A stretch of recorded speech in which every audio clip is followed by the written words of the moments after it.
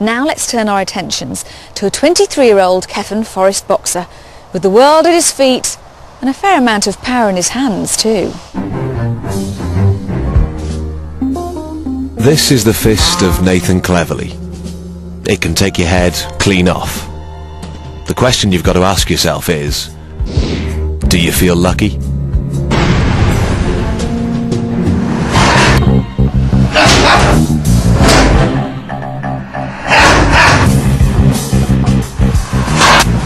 In January, I went in for my final exams.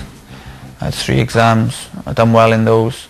But then within 2 weeks after those exams, I was boxing for the European title. But unfortunately, I felt really bad going into that fight. I was drained from all the studying I'd done for the exams. I was training, revising, staying up late. All I was doing, doing my uni work. I remember waking up on the morning of the fight, and it's like if anything just hit me all at once. I felt drained, my throat, I had a sore throat. And in reality, I should have pulled out of the fight.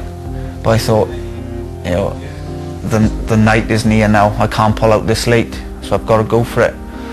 The first 3 rounds, I was a little bit conservative because I obviously didn't feel too good.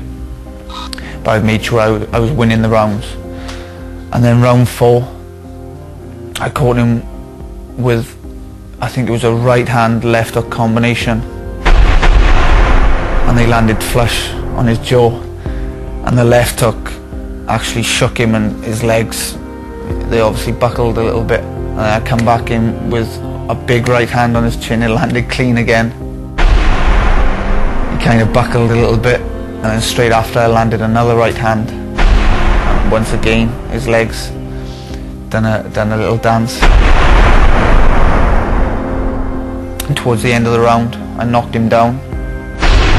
And then the bell went to end the round, so the bell saved him for that round. And then coming out for round 5, I knew this was the round where I'd done all the damage in round 4, and then round 5 was just the round where that's where I had to finish him then.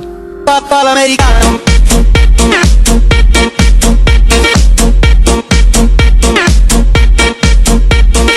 was the most happiest I've ever felt in my life, that I felt that bad going into the ring, but pulling off the biggest fight of my life on the most important stage of my life, really.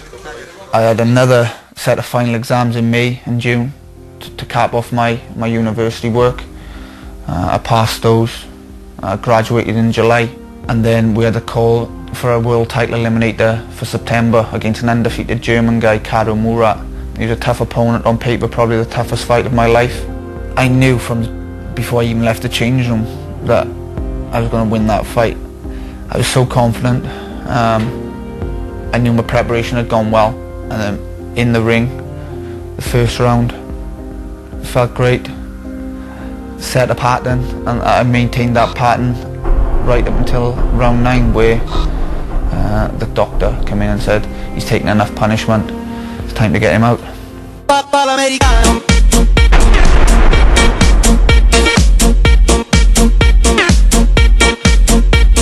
And obviously the latest fight then was meant to be a defence of my world title. Unfortunately, due to political issues, the world title wasn't on the line. And I won against a tough French guy, Mohamedi. It was a tricky fight, a good learning fight for me. He was a slippery, awkward customer. It wasn't the most exciting of fights.